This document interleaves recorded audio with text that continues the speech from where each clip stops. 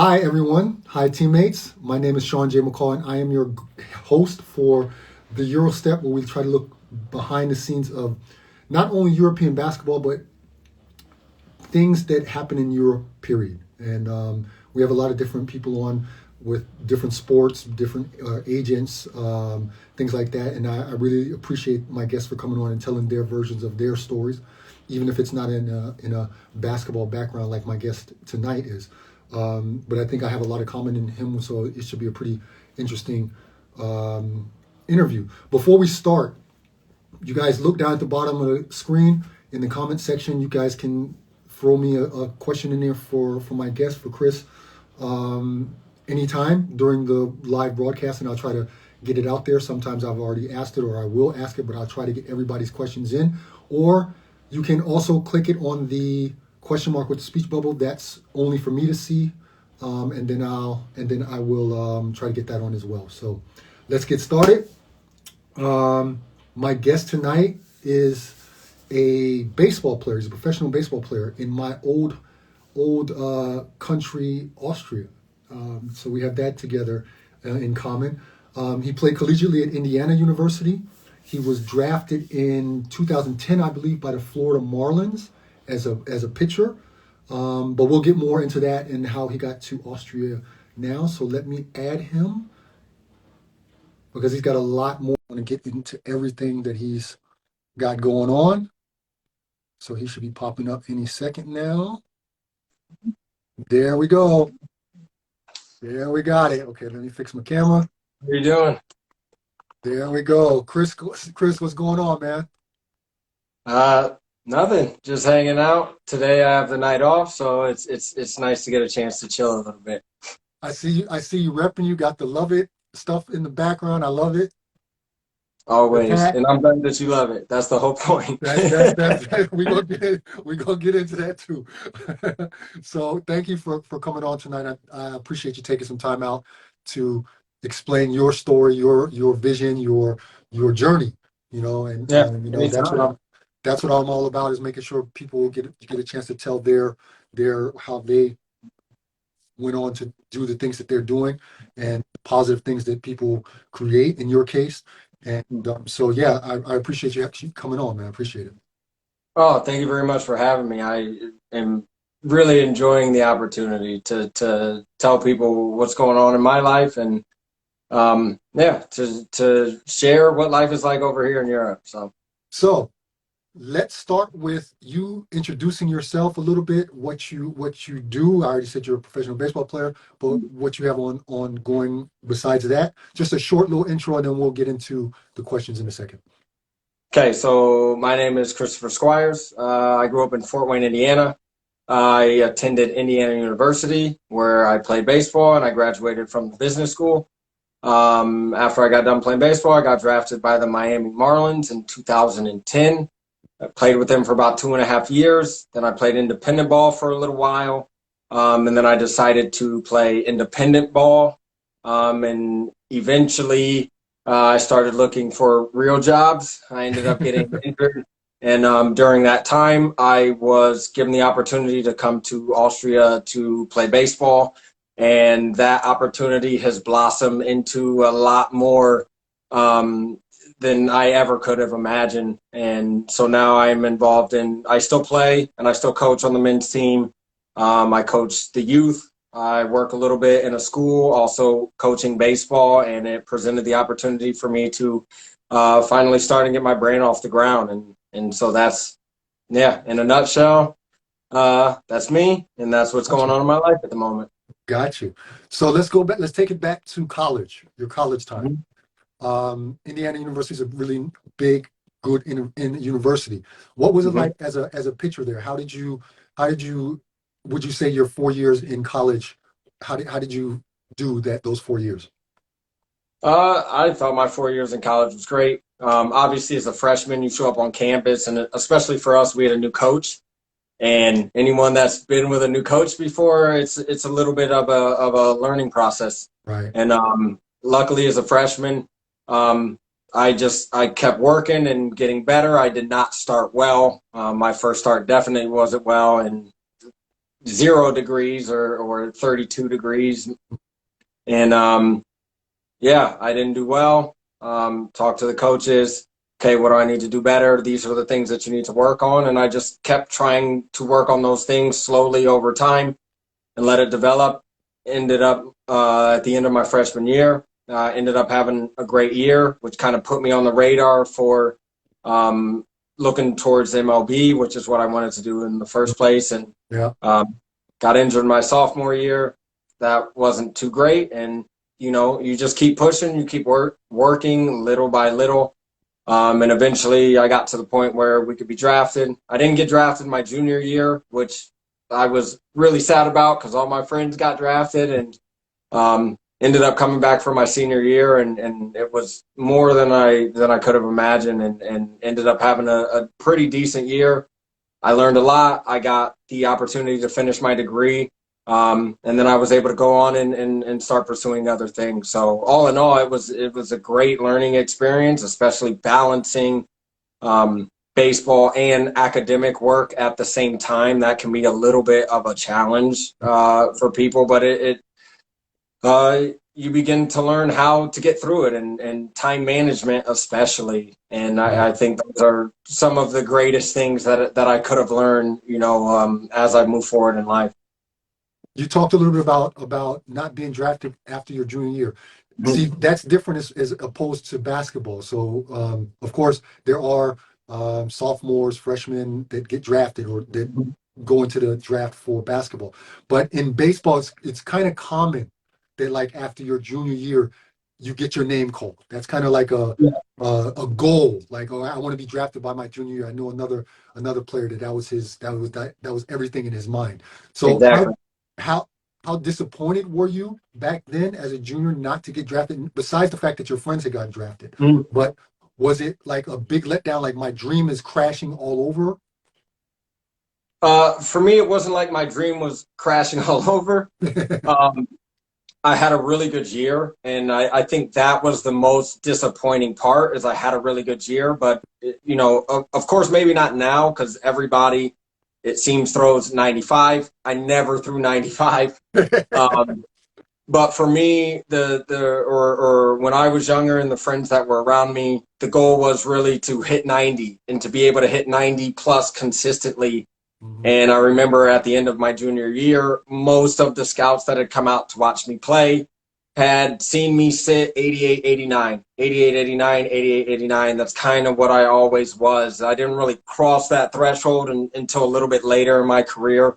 And I think that was the most disappointing part, was having worked so hard to be able to pop 90, know that I could do it, but I just couldn't do it consistently enough for a team to take a chance on giving me more money that early. And so I kind of knew that it was going to happen the next year. That's what I had heard was, if you would have popped 90 for me, then we could take you, but we'll see you next year. And so my goal then was just to try to put up another consistent year. And of course, to work on increasing my velocity. And yeah, that's just kind of the way that it worked out for me. And, hindsight's 2020, but it was a great learning experience. And, you're going to have the opportunity. But in the meantime, you still have to perform. You still have to work hard, and you still have to perform to make that happen. And so that's what I essentially did my senior year. And then everything kind of came together after that. One of my teammates has a question. It's a pretty good question. Are you allowed to go back to school if you don't get drafted? I think it's a little bit different in baseball than it is with basketball. So when we put our name in the draft, we leave school. Okay, now Yes. there's the option that you can go back to school. But is it Yes. like that in baseball as well, that you have to actually put your name into the draft and then? No, baseball is different. Baseball, everyone is essentially eligible. So you're eligible after high school, and then you're eligible after your junior year or when you turn 21. So there's some sophomores that are 21 that have that opportunity. Now, if you sign with an agent, then you are not allowed to go back to school. So that's the same like with basketball. What happens in baseball is a lot of people have advisors.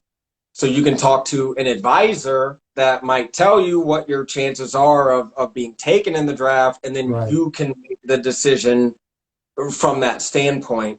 But I particularly, especially, I was not a very high round draft pick to begin with. So I didn't really have an advisor that I was talking to. But after my junior year, that's when I started, talking to advisors, seeing what my chances were and what was really to come down the line.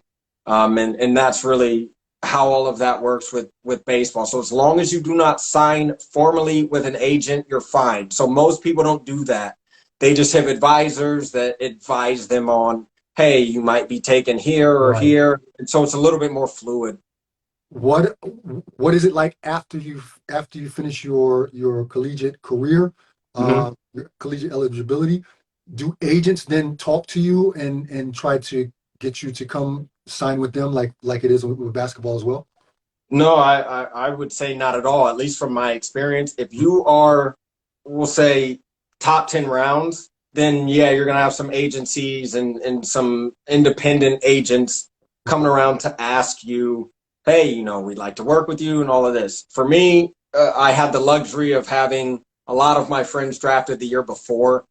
So I was able to piggyback a little bit. Hey, can someone, offer me some advice or can I use somebody as an advisor Right. to get me through the next stage of what's going on? And then even then, once you get there, that guy essentially acted as my agent um, for a while, but until you're really talking serious money, you don't really have an agent. You know what I mean? So unless you're getting a big signing bonus off the bat, you'll have an agent. Right. Outside of that, it's kind of every man for themselves. And then once you get to the big leagues or you start talking about big league contracts, then you get the Of agents course. coming Right. and you have to sift through all of that. Samaj asked another question. Top 10 rounds. How many rounds are there? Back when I was playing, I believe it was 50. Now I think it might be 30. I haven't checked in a while, but they definitely downgraded the number of rounds. But I was in Okay. round 37, so I was definitely in the, yeah, you don't need an agent.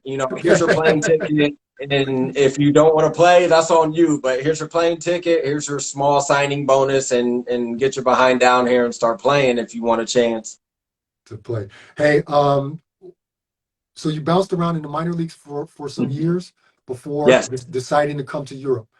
Yes. When was the moment that you thought coming to Europe would be a viable option for you? Because of course, like basketball players, I'm sure you Mhm. you also had the MLB dreams, just like we have NBA dreams. Nobody goes to batting practice. Nobody goes to throwing the ball with your dad, thinking, "Oh, one day I'm going to be over in Europe."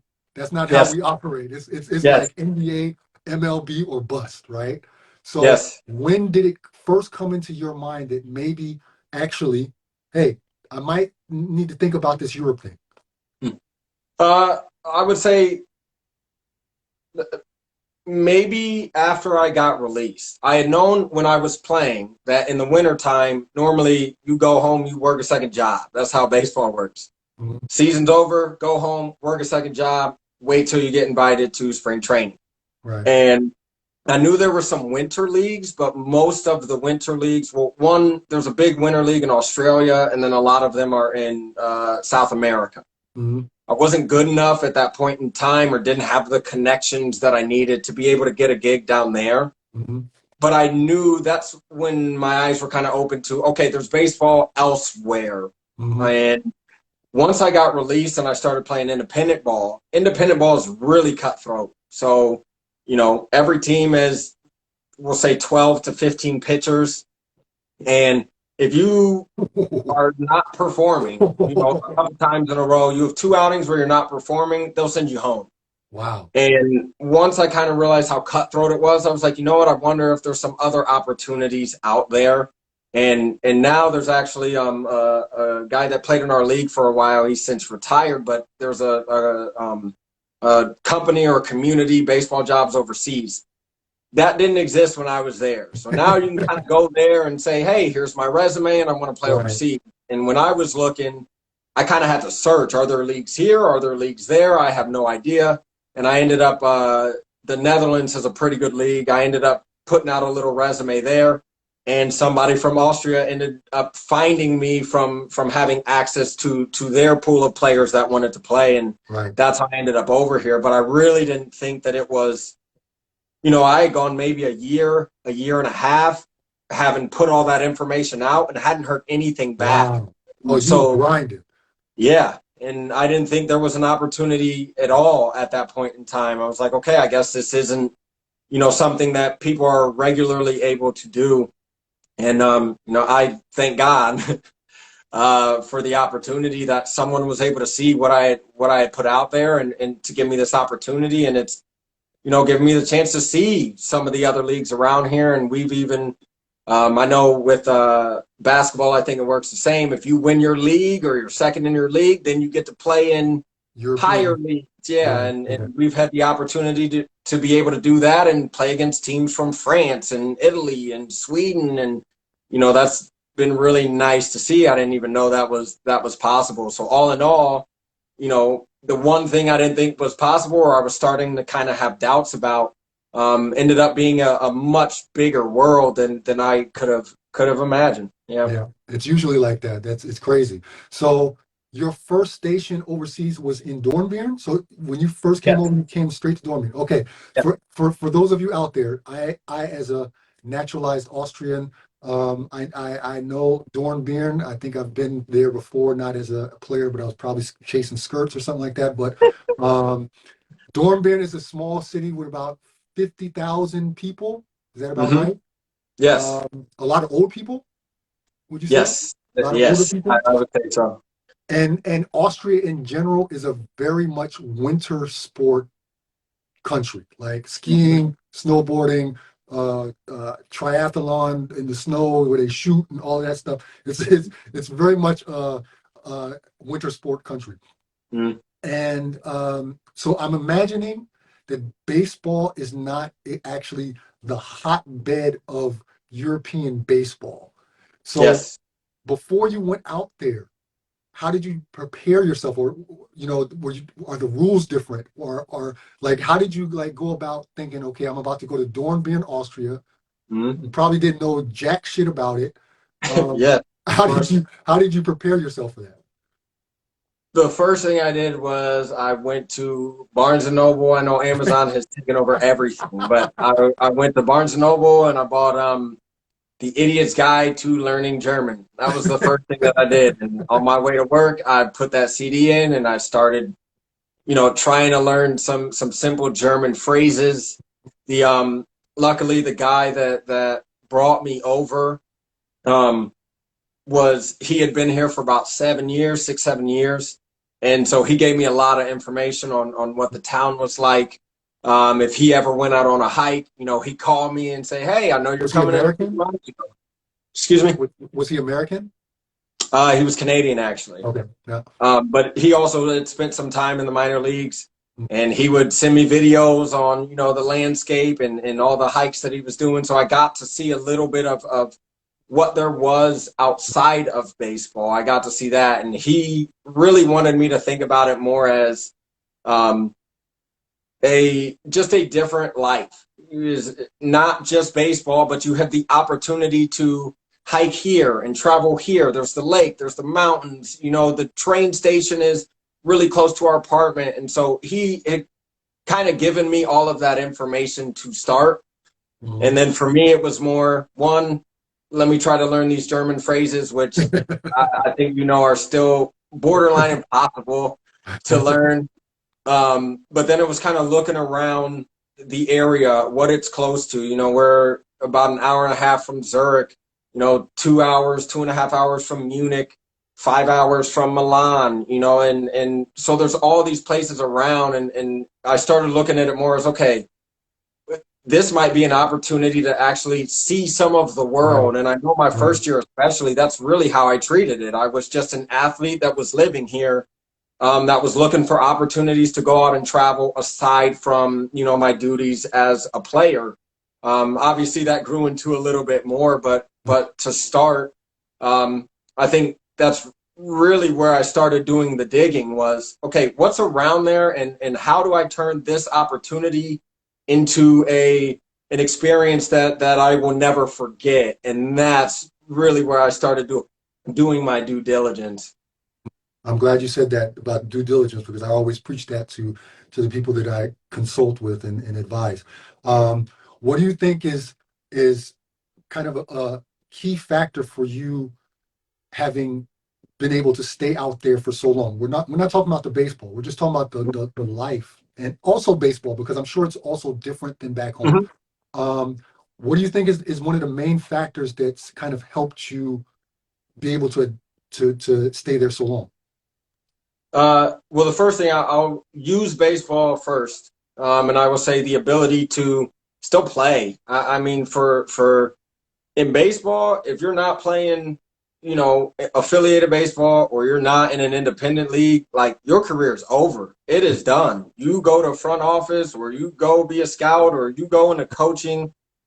There are not many opportunities for you to actually play. Not that baseball players really ever make a living playing baseball. But once your career is over in the States, it's pretty much over. You are just giving your knowledge to the game and being able to still play, something that I was like, I don't feel like I'm done playing. And so to even have the opportunity to still play, I am grateful for, because I feel like I still have the ability to play, and that it was really one huge selling point. I would say thing number two, this is a side note, but still related to baseball.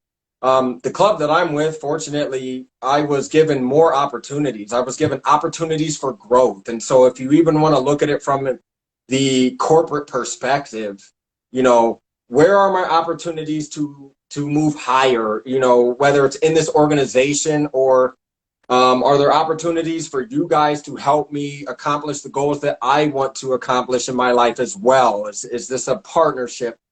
And I was given those opportunities. So I was given the opportunity to do or to take a German class and to, teach firms English and to teach kids English and to start working with the youth. So they were able to kind of lay out, hey, here's a little path. Here's where the things that we could see you doing if you're willing to go down that road. Right. And then thing number three is as an entrepreneurship major, and both of my parents are entrepreneurs. And so for me, it was like I always wanted to have my own business. That's why I went to school to be an entrepreneur. And Right. it really gave me the opportunity to put some of what I've learned into practice. The first year was a little bit more, I'm here to play and maybe I want to go to a different place in Europe and play. And, once you realize how much downtime you have, I was like, I can do something with this downtime. Right. And That's that's when I important. when I really started building the brand. And so I would think even today, one of my main factors for still staying here is the opportunity to do what I love as a whole. I get to wake up in the morning. I get to coach kids and help make them better and impact their lives even outside of the game of baseball. And then I get to play and practice myself and still try to get better. We always have to be competitive. We can't slack. Right. And then on the flip side of that, I get to, design and work on my brand and write blog posts and do all the other things that are associated with being an entrepreneur and starting a business and helping other people grow their businesses. I get to do all of that in one. Hmm. And that's what made this life, I mean, it's very special to me, but I feel like I have the opportunity to live the life that I always wanted to live in the first place. And, it's very small scale at this point in time, but the fact I get to wake up every day and truly be able to say that everything that I do, whether it's work or not work, is something that I absolutely love doing. I That's get to dope. travel, I get to work on my brand, I get to play baseball, I get to coach people. There's nothing about what I do at this moment in time that I have any regrets about. And I think that's really special. And I would wish that other people could also experience that in their lives. That's really dope, man, because it's not a lot of people that can say that. There's not a lot of people that can say that they do what they love every day, day in, day out, and they're appreciative of that. That's what I see in Yeah. you right now. Like how you're talking about it, I can see that you're very appreciative of what you have and what you've been able to do since you've been there. Another question from from a teammate. Do you live overseas or do you go back to the States? It depends. I used to go back uh, yearly, I would say, for about 3 months. So I wouldn't coach in the winter time. I would just go back and I would work in the winter time. Then when I was offered the opportunity to coach in the winter, I decided to stay here in the Right, winter. right, And then COVID, I kind of had to stay because I couldn't really travel back. But now it's more of I always get a little bit of time off at Christmas. And so if I have the opportunity, then I try to go home for Christmas. I've had a few weddings. My best friend got married a couple years ago. My brother got married this past year in October. And so I always take those opportunities to go back and spend time with family. So I'd say at this point in time, it's pretty much once a year I get to go back and stay for an extended period of time. It's not months, but 2-3 weeks is enough to go recharge the back. batteries, see people. Exactly. And get America in, or America to annoy you enough to want to be able to come back. I'm sure some people don't like that I say that, but at this point, the pace of life is just a Right. lot slower. Yeah, So it's different. that's It's how I different. feel. And Yeah. it's there's I was talking to my guest last week. I think he's still in the chat. That those of us that have kind of etched a life out here, we're all kind of the same dude. Mhm. Like you talking to me right now is just like my conversation with a former professional football player, an Mhm. American from Arizona, one of my good friends, and he lives here now, full time. Okay. He's got a family, and if I think about all the guys that I know, and girls too, actually, that I know that have ended up staying overseas, they're Mhm. all the same. We're all the same kind of breed, same kind of people. And it's not for everybody. This Yes. this staying overseas, starting a family, dating, all everything that goes with it. It's not for everybody, but for those of you or for those of us that it works for, Hmm. it's a damn great life. And that's the thing that it always astounds me when I talk to people that have stayed over, that they all have the same kind of thought process as to why they stayed and what they feel they get out of it staying Hmm. overseas instead of going back home. um, what I wanted to ask you before was you're also a pitching coach on your team. And Yes. I mean, I can imagine like uh, you kind of do everything. You're doing everything out there. So you're doing kids, you're doing schools, you're doing pitching coaching for your team, you're playing just around the athletic side. Mhm. Um, what is it that keeps you going athletically? Because you are now, I would say, in advanced age. You're almost Mhm. 35. Although That's although baseball players can play a really, really freaking long time. yeah. Um, That's one of the things that keeps me going, just up front. yeah. So what is it that kind of keeps you? You got a lot of hats as Mm. far as what you're doing in the organization. Mm. Does it take its toll? Does it take its toll on you? And what is that like a driving factor as well? Um. Yeah. We'll say body wise, yes. There's times where it feels as if it is taking a toll on you, especially when you don't have you know, all the trainers in the world, to be able to make you feel good. You're kind of doing things on your own. So Right. that can take a little bit of a toll, but I'll say there's two things that really keep me moving forward. And the first one is the opportunity to work with the youth, because I never ever imagined, I never came here thinking that I wanted to coach kids. Even if I went back to the United States, I would be like, I'm not sure I want to coach kids between the ages of 9 and 15. That wasn't my thing. Right. And I think what kind of made it that was there was an extra challenge added on top of that, and that was the language. Mhm. So it was, in order for me to better communicate with them, I need to learn this language. And then by learning the language, then I was able to form much deeper, or in my knowledge of the language, I was able to form much deeper relationships, not only with the Yeah. kids that I was teaching that are moving up through the system, Mhm. but with the language and the people around it in general. So with the parents, the better I was able to speak the language, the more I could communicate with the parents and the needs for their children, what they wanted to see out of their children, and the individual children and what they wanted to see out of life. So it was two challenges in one. It's try to make this kid better and try to communicate with him. You know what I mean? So you're doing both of those at the same time. And that presented a new challenge for me in my life that I decided I was willing to take on. I would say the second thing is, from the baseball aspect, life for me really kind of came full circle. When I grew up, I played all the positions. I played outfield, I played shortstop, I pitched, I did I did all these things. And when I went to college, with the recruiting process, it was, okay, do you want to be a two-way player? Do you just want to be a hitter? Do you just want to be a pitcher? And, thank God that exactly. So thank God I had the opportunity to even make that decision. I got to choose, based on the schools that were looking at me, what I wanted to focus on for the long term. What I decided I wanted to focus on was pitching. And so I ended up going to Indiana because the guy was like, we don't really see you as a hitter. We see you more as a pitcher. And so I had to decide, okay, I'm not going to hit anymore, and I'm just going to focus on pitching, and that's what I'm going to do to try to make it to MLB, is I'm just going to pitch. And so when I came here, the first couple of years, I was like, yo, can you hit it all? And I'm like, yeah, I can hit. I used to hit a long time ago. It's been a while, but yeah, I can still hit.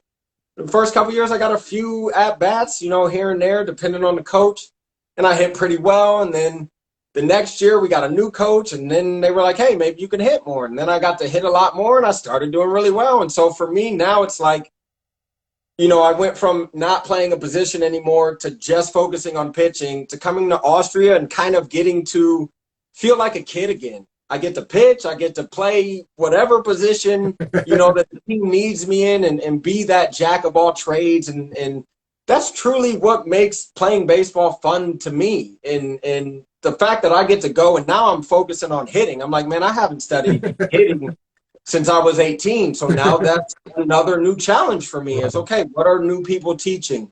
What didn't I learn growing up? What did I miss? How do I be a better hitter?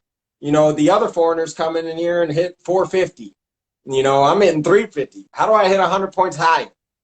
So it, again, presents a new challenge. And I think, that's the common thread between the two examples that I gave you. It's new challenges are always presenting themselves. And that helps you to stay focused and to keep moving forward, because there's always something out there to accomplish. That's dope, man. Thank you. I appreciate that. I want to go back to something you said about the language, and this is something that I've also experienced. I'm also fluent in German, and what I noticed very early, and I learned German very, very early. Okay. When I was in Austria, and what I noticed is that more doors opened up to me because I could speak the language. Okay, Yes. at the beginning, of course, the first 3 years I wasn't like fluent, but the people saw that I would try Yeah. to speak to them in their language, right? So that made things, that opened a lot of doors that probably would have remained closed had I really only spoke English, or I was open to learning a language. My driving force, I'll be honest, my driving force behind learning German was the fact that I didn't want to be somewhere and have someone talk about me, and I didn't understand what they were saying. That was number one. And number two, I'm big on being independent. I like to be very independent. I don't want somebody always translating for me, or telling me what this is in German, or going to the store with me because I don't know what the hell I'm looking at, right? So I was fortunate to be able to play in different countries where I could also pick up French a little bit. I didn't try to really learn Portuguese because I knew I wasn't going to be there longer than 1 year. But how was it for you? Did you think that, or how soon did it change for you that you thought, okay, this language thing might be the key to something bigger? I think the first time, I'll make the story short, but when I first came in, the guy that had brought me in, he had told me, he said, because he was Canadian, He spoke French fluently. He had been here 6, 7 years, spoke German fluently, and all the dialects and stuff. He spoke really good dialect. Mm-hmm. And I mean, that was amazing to me. And I was like, man, yeah, we learned Spanish in school and stuff, but not to the point where I'd Right. go to Mexico and be fluent, Right. This guy was able to be fluent in German just in the 6 years that he was here. He knew nothing about German. And I was like, okay, so it's possible to be Right. able to do that. And after that, he gave me a challenge. He said, I'll give you a month. And then we were on a bus trip, and you got a bunch of time. So he's like, I'll give you 30 minutes. You have to write down 100 words, but I'll give you a month to kind of get everything in order. I think I wrote down maybe 106 words, but I had 7 duplicates. So I ended up failing. I had to end up cooking for him and everything like that. But after that, it was kind of, okay, I know enough words as to where I can't really piece together sentences, but I'm at least understanding the words. Right. And then the second year, or when the club wanted me to come back, they said, hey, we'll give you a course, or we are willing to help you through a course so you can learn German better, especially if you're going to start working with the kids. Right. And I decided I was going to go all in. And honestly, I had a teacher, or the person that was teaching me, because I was teaching at an English school at the time. So I was able to just kind of use one of the teachers that they had to help me. And, really, you go through, I think their standard session is like you go 2 times a week for 5 weeks or something like that. And she was on summer vacation. So she said, I can only do 10 sessions in 2 weeks. So you got to go every day for an hour and a half. Ooh. And I went to her house every day for an hour and a half and only spoke German, or at least what I knew. But she at least walked me through, like, these are the basics. Like, here's 15 words. Here are the articles for each of these words. And we're just going to make sentences based on that. Because if you've ever tried to learn, well, I know you have, but for anybody that's out there watching, the articles are key. English is only but every word in the sentence changes based on 3 versions of that the German language has. Right. And when I went through that, and she taught me how to speak in the past tense, the present perfect tense. That's big, yeah. Once that happened, then something kind of just clicked that was like, I can put anything in any of these sentence structures and it'll kind of function. And once that happened, then it was just about practicing.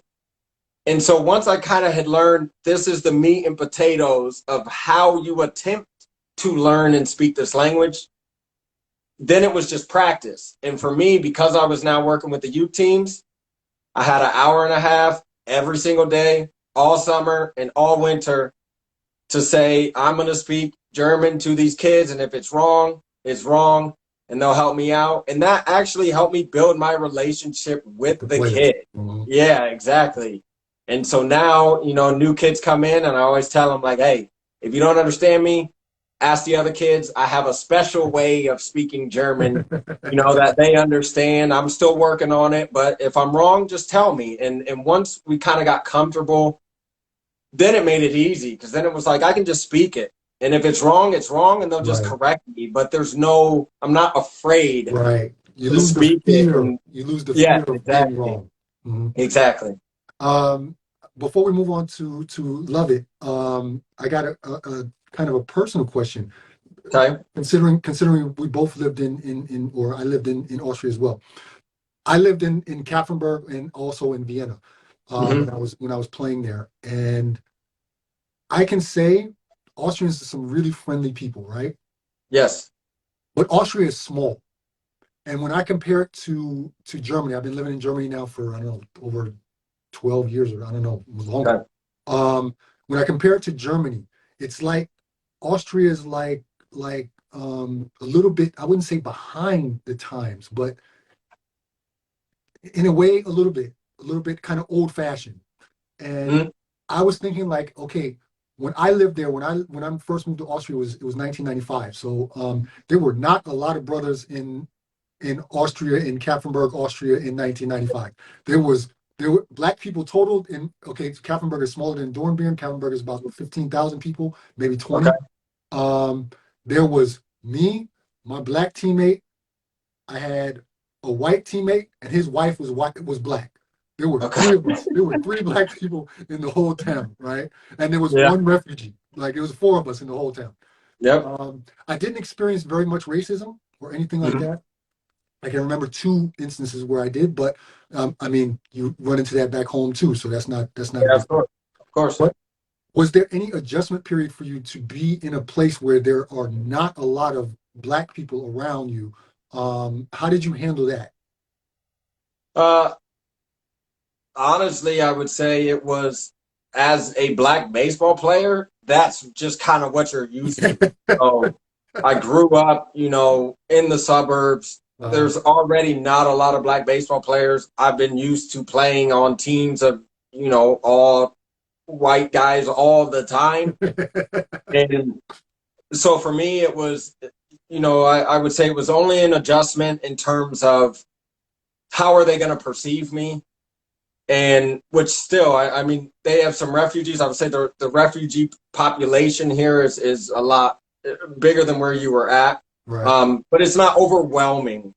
And so for me, my thing is, if people see me, am I a refugee? Am I, and how do they perceive me? Is that going to affect the way that they speak to me or anything? And that's interesting. you had Yeah, mentioned that they're very friendly in general, and that's really kind of what I found out is, what, everybody is very friendly. It really doesn't matter, especially when you attempt to speak the language. Then they right. kind of, Yeah, take you in. So as far as adjustments, I would say it was more of a language thing and not so much of the people that I was around, just because baseball culture in general does not include a lot of black people. And so right, I was just very used to being around this demographic of people all the time. So right. it didn't bother me, so much. But I will say, do I miss hanging out with, my homies? Yeah, of course. Yeah, yeah. I need that time as well, with my best friends and everything. I think we have 4 or 5 black guys on the team I played for in college.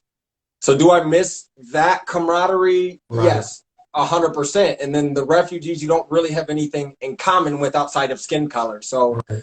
um, that I'd say is the biggest adjustment. Instead of just everybody around you is a different color, and that's how they live. I mean, they're used to living like that. So you're the one that's Yeah. seems kind of out of place. Yeah. Um, are you considering staying there long term? As far as also, I think I asked you this a long time ago when we started writing. Also, in terms of um, obtaining the Austrian citizenship. Mm.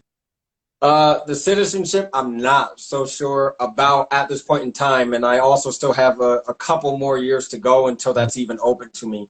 Right. Considering long term, I would say I'm open. I'm going with the flow, and I'll say I mean, whoever's watching it, if you're religious or not, it's okay if you're not. But one of my favorite scriptures is Galatians 5:25. Since we're living by the Spirit, let us follow the Spirit's leading in all walks of our life. And I feel like that's what I've been doing. Is I'm flowing. I'm moving forward. I'm continuing to focus on accomplishing my goals. And every year is always a little bit better than the last year. And isn't that at the end of the day what we're trying to do in life? So Yes, sir. if Austria is presenting the opportunity for me to continue moving forward, accomplishing the things that I want to accomplish overall in life, why not stay here? That's more of the way that I guess I look at it. I'm open to any possibility, or any opportunity that is available to me. I'm open to exploring that. Very well said. Now let's get to Love It. So, what's right behind you? How, how did you come up with the idea for Love It? And Mhm. when did that thought process really get going? Like, okay, I'm gonna do this now. Okay, I would say the idea came Oh, I'm when I was sorry. And introduce Love It, because I wanted to say okay. your motto for Love It is love yourself, love Yes, others, love life. So how yes. did you start with all of that? The way I started was when I came over here. I'd always known that I wanted to start some sort of clothing brand or a fashion brand. That's what my grandmother and my great aunt had a little boutique in New York, and they'd have people over, and I just really like that vibe of small boutique. Now they're going out and buying the clothes, but I always felt I had something to say, in this direction. Or fashion happens to just be a medium that I can use to kind of express what's going on in my life, and I would also say that's where the love yourself, love others, love life comes from. I found it more, um, I wanted people to, especially going through business school where everyone wanted to be a finance major or an accounting major, and they were doing entrepreneur as a double major because they heard it was easy. And I was like, you know what, this is, my parents do this. This is my life, is being an entrepreneur. And what I saw there was, man, I actually think there's people out there that do jobs just to do jobs, and they're not actually focused on putting pieces together that revolve around the things that they love in life. How can I try to get that word out? It's okay to not want to be an investment banker and to not make as much money, but to do something that you love more. It's okay to do that. Yeah. And so that's why, I've been working on some rebranding, and at least in terms of the rhetoric and the ideology and how I present it. But at this time, I said, it's for an idealist. It's for people that, you're trying to make life perfect. It might not be perfect, but you're always striving for perfection, and I think that's really where, it's inspired by baseball culture and entrepreneurial spirit. And in order to move forward in those directions, because nothing's ever going to be perfect, No. we're just always looking for ways to change and adapt and mold to whatever the current situation is to keep us moving forward. And that is the message that I really wanted to get out to people. And right now, I have some things planned that go a little bit, deeper into that. And, I hope it catches on more. But I think that's, from my story perspective, that's the story that I'm living. And that's what I want to share with people, because I thought I saw way too many people doing jobs that they really didn't love doing, all in the name of having a better car, or I don't know, building a bigger Keeping up house. with And I'm the not saying it, Joneses. yeah, exactly. And I'm not saying that it's There's bad to nothing wrong do with that that. at all. Yeah, exactly. It's your life, live it the way that you want to. And if that is the life that you want to live, then I say, then love still needs to be at the center of that, because I think that's how we all get along at the end of the day. Is we have to love ourselves. We got to love ourselves first, or we don't know how to love other people unless we love ourselves first. Yeah. So love yourself and love others. And I think with all of that comes the love of your life, because you learn how to take the little things, the little problems, the little challenges, and find a way to adapt and move forward. And then it might be better than what you thought it was going to be beforehand. Right. That's what makes you love life. It might not be the way that you planned it out to be, but find those little things always along the way that you love, and stay true to that, and true to yourself. And yeah, I'm always a little bit long-winded when No, don't I worry, man. explain. Don't worry. Don't worry. I'm hoping. What I hope is that somebody sees this and says, "Hey, I like that. I like that. I like that ideology. And says, "Hey, I want to support. I want to support what Chris has got going on."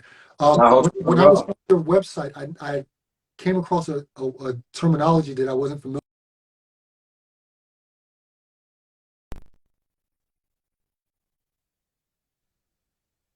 Did you hear me? I did not. You Oh, were buffering what for a little bit. what exactly is slow fashion? Slow fashion. So slow fashion is, say in a nutshell, the opposite of fast fashion. So, the people that go out and they buy items, every day to wear once, and then they throw them away.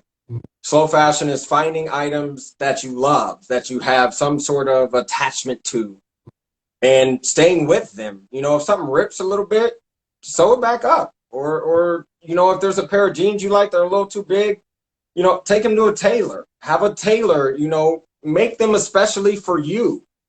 And that slow fashion is wanting to hang on to the clothing that you have. You don't need to get rid of it. Just buy things that you love all the time, and your style will evolve in a way that you never thought it would. Then you can really truly figure out what your taste is, what your style is, and then you can go further in that direction, knowing that every piece that you ever get has a place in your wardrobe, instead of just buying stuff, you know, willy-nilly for one night and then throwing it away. That's what slow fashion means.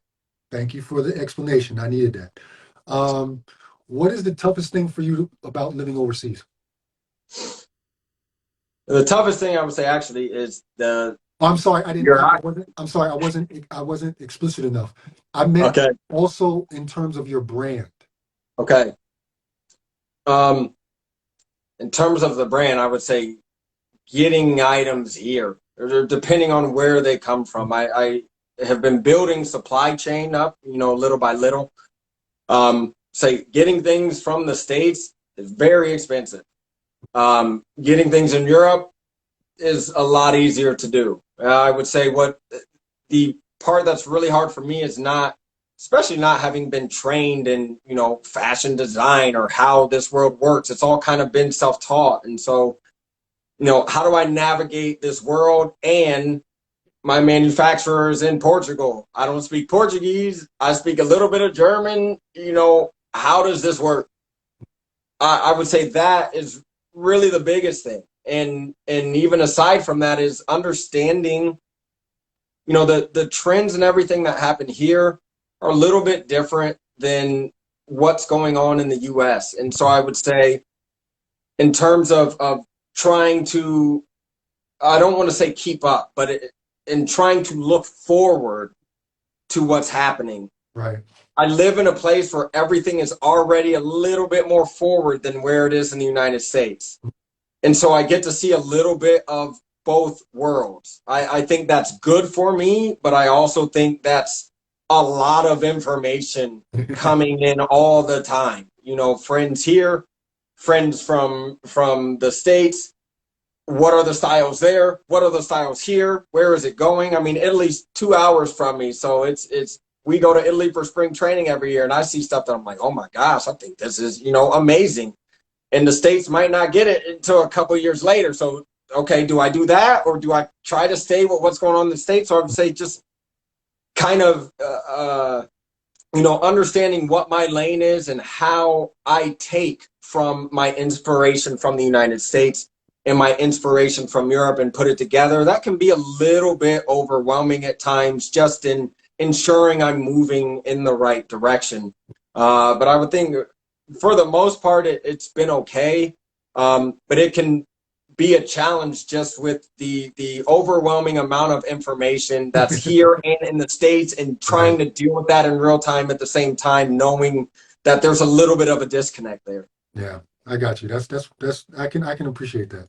So man, that's I got a couple more questions, but that's really cool how you were able to explain everything. I got a better idea of what also inspires you. Have you ever been to Berlin? Berlin, I have not, but it's Hey, on my list because I've heard that's going to be a hey, place that I need to visit. if you want to grab some inspiration, Berlin is it. So you come to Okay. Berlin, I'll meet you in Berlin. All right. We'll go to the Mountain Park, and you're gonna see everything there. I love Berlin swag. I love everybody Okay. just wears what they want. They don't give a fuck, you know. Yeah. And That's what I want. it's That's what I want that's to see. That's what you it's got to supposed come to Berlin. to. We're setting a date. You're gonna come to Berlin. I'm gonna meet you in Berlin, and we're gonna Okay. walk around, and you're gonna draw some inspiration from these Germans. That sounds like a plan. That sounds Okay. like a plan. So I got five last questions, quick Okay. questions. What's your favorite quote? I really like this question, actually. Ooh. My favorite quote. Wow. If I'm not allowed to use the scripture that You are I allowed to use used whatever earlier. you. This is your show, man. You are allowed to use whatever you want. I would say one would be that scripture, Galatians 5:25. If somebody didn't get a chance to jot it down, that's one of my favorites. But I would say Peyton Manning said, "Pressure is only felt by those that don't know what the heck they're doing." And when I heard that, I was like, I think this is great. It's be prepared for everything. Be prepared Always, for yeah. every opportunity. And if you always know what you're doing, or not even what you're doing, but you have a starting point from which to begin thinking about how to solve a problem. That's the way that I internalized that quote. So you should theoretically never feel pressure. You should always you should work through the same process. What's happening? What are my options? And then let's start planning for that option. And then you won't feel pressure anymore once you have a plan. Yeah. Who was your biggest mentor? I think I personally think that's also what I do with my consulting. I mentor athletes and things of that nature. And I personally believe that everyone has had someone who pointed them in the right direction, Mm-hmm. smacked them on the ass when they didn't do what they were supposed to do. And generally, these people can be family members. They can be someone you just met, but you usually have someone who's maybe your biggest mentor. My biggest mentor, honestly, I have to go with my parents. I think just both being entrepreneurs. I grew up in Indiana. Examples. Yeah, I mean, my mother's from Columbus, Ohio. My dad's from New York or New York City, and their life, how they get together and get to Indiana, and then raise us to do the things we did. They were on the move. They went where opportunity was. They both started businesses. They built those up. They were always encouraging us to, hey, you want to go see this college? We're going to go to this college. Let's go show them what you can do. We're going to go out there. What do you want to do? You want to do this? Okay. Have a plan. Make a plan. Have a backup plan. So you're ready for everything. And I think that influence on my life, I haven't really had anyone outside of my parents that was that, with, you truly can do whatever you want to do. This is the way to attempt to do those things. And my parents were both there for me and showed me at the same time. Right. That's extremely powerful to Right. not even have someone just tell you that, But to watch live it. them go through it at the same time, to watch the ups and downs of how, the bad times in business, the good times in business, all of that. Yeah, my parents are definitely, I would say, some of my biggest mentors, and obviously there's some other people around that, that have helped me out, as my parents aren't, fashion designers or anything, but that's been, I am only grateful to the opportunities that they have given me and the support that they have given me along this journey, still giving me along this journey, not having been home in a long time. So I know that's a lot on them, and I'm truly grateful. Good. I know that hockey players and baseball players are two of the athletes, or two types of athletes, that are the most superstitious in the world of sports. What is your strangest superstition? Oh, man. My strangest superstition. I'm not sure I have one because I'm not very superstitious. Not even when you were younger? Not even when I was younger. Wow. I was just not I didn't want to think that me not doing something was then going to affect my performance, because that's not how it works. Yeah. But I would say, on the surface, I'm still very big, or one of the things I learned in pro ball is routines are helpful. I had a feeling you were going to say that. Yeah. And just keeping you focused. And so I do have, some routines that I do, whether if I'm on the mound or I'm getting in the box. I do have some things that I like doing, but I don't place so much emphasis on doing those things that I think I will be unsuccessful if I do not. So I'll say it that way. I got you. I like this question. Was Jordan a crappy baseball player? Jordan. Michael Jordan. Oh, my gosh. if we have to look just statistically speaking, Yeah. he could have been better. But coming from where he came from and going to double A, because double A is pretty tough. I mean, the dudes in double A are looking at big league time. So being able to go to double A and hit a little bit is okay. It at least speaks to your ability to start figuring some things out. Now, if he did that over the course of time, then I would say, okay, then he probably wasn't that good because he couldn't keep up the consistency. But I wouldn't say crappy, but yeah, you haven't played in a while, and then they throw you in with these dudes that are on the verge of going to the big leagues. You're gonna struggle a little bit. Right. Right. Now, I feel like that was a very diplomatic answer, and I appreciate that because of my idolization of Jordan. So, not crushing my idolization of Jordan. I appreciate that. What I well, what I always think about when Jordan was playing baseball, I always used to think like, geez, he looks like a fucking fool in those in Yeah. that baseball gear. He looked exactly how cool he looked on the basketball court is exactly the opposite and awkward he looked like on the baseball field. That I will So agree with. That I will agree with wholeheartedly. Yeah, it just didn't look right. It didn't fit, you know. yeah. Okay, last question, man, and I'll let you get out of here. Is there a moment in your childhood that you look back on and say, yep, that's where I am. That's why I'm here where I am today. There's some moment that kind of clicked and you look back on it and say, hey, yeah, I was meant to be doing exactly what I'm doing right now. Um, I'll give you the one that I'd have to think on that a little bit more to maybe get something a little more intense. But the one that comes to mind for me first is when I was a freshman in high school. I went to public school first, and then I went to private school. And we had a career planning class my freshman year, and everybody had to choose a job that they wanted to do. And I said, baseball player. And I remember, I mean, this reverberated throughout the entire freshman class, you know.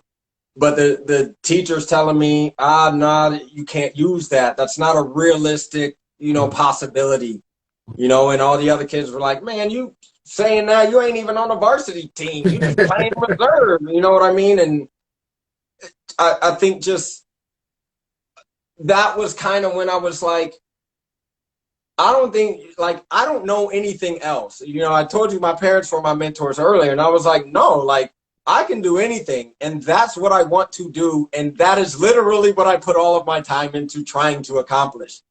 So my mind is set on that. I don't have another plan right now. Well, get an education. That was plan B. Right. Make sure I get my education, then I can do what I Right. want after that. But right now, in terms of main job, it's being a baseball player. So teacher, you're telling me I can't do this. Kids, you're telling me I can't do this. And I'm not necessarily motivated by people telling me that I can't do anything. I tend to be more introverted. So it was more, oh, this is how people really think. Like, I don't know why they don't think this is possible. I have no idea. Mm-hmm. And I remember, just going back in time, if I went back, they're like, man, you still playing baseball? And I'm like, I Right. told you that Right. that's what I wanted to do. You I thought I was told you my lying. freshman year. Yeah. So Yeah. I'd say that's probably the moment is when that lady was like, that's not a realistic opportunity. And yeah, now I'm still playing, and people are like, oh my God, it's great you're still playing. And I'm like, yeah, you're damn right, it's still great. I told you that's what I wanted to do, and that's what I'm doing. And that's my testimony, at that point in time is you truly can do anything you want to do. And I'm not a Major League Baseball player. That's really what I wanted to do. But I have this other career path that came about this that I never imagined in a million years was going to be my life. And that's what my life is, from just staying focused on what I wanted to do in the first place. Be open to everything. That is a wonderful way to end this interview, my man. That was pretty dope, man. Because that's Appreciate that. I get you on that. I totally feel you on that. And yeah, I mean, I also didn't end up in the NBA, but I had a damn good career overseas. Yep. I have a great life that it afforded me. Uh, and I might not have done a lot of things that maybe people thought I should have done or something like that. Yep. Yeah, I'm exactly. I'm good. I'm Yeah, good. I'm exactly. good. You know, so I identify with that what you just said, man. I appreciate that a lot, man. So I'm gonna let you get on up out of here. All Thank you righty. very much for being my guest and enlightening me on slow fashion. Definitely needed that. And also just the positiveness that you're spreading. And I hope the people out there will see this and even for basketball players, baseball players, it doesn't matter.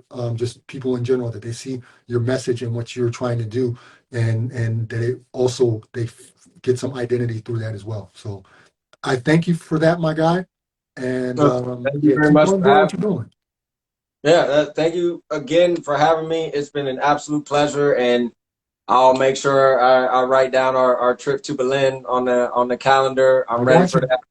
I got But you. yeah, I just thank you for allowing me to share my story with the world and hopefully impact somebody, because that's all we really want to do at the end of the day is inspire and encourage other people to be great and Yes, sir. for me to love themselves, love others along the way, Love it. and life is gonna work itself the way it's gonna work itself out. Love it. Love it. Let's plug Yes. it. Love it. Yep. All right, man. Get up out of here. Let me say goodbye to these people that are still watching and I'll be in touch. I'll hit you up anyway. All right, I will. Sounds like a plan. Thank you All right, again. brother. Later. So, everyone, damn good interview. Another one in the books, and you guys all know that if you watched me before, you know that I really enjoy these interviews a lot and what the people give from themselves. And that's what it's all about. And like he said, just give something positive and he even named his brand, Love It, based on that. So that's key. Really thankful that I got a chance to interview him. Thank you to you, all of you that are still here. Like always, whether you were here for 1 second or you were here for the whole hour and 7 minutes now, I appreciate you. If you just joined today, welcome. If you've been here before, welcome back. And I hope to see you all next week. I've got a pretty cool guest. Um, should I give a teaser on that? Nah, it's a pretty cool guest though. It's someone. So you guys will enjoy the conversation I have next week. So yeah, that's it for me for tonight. Hold head out. Be safe.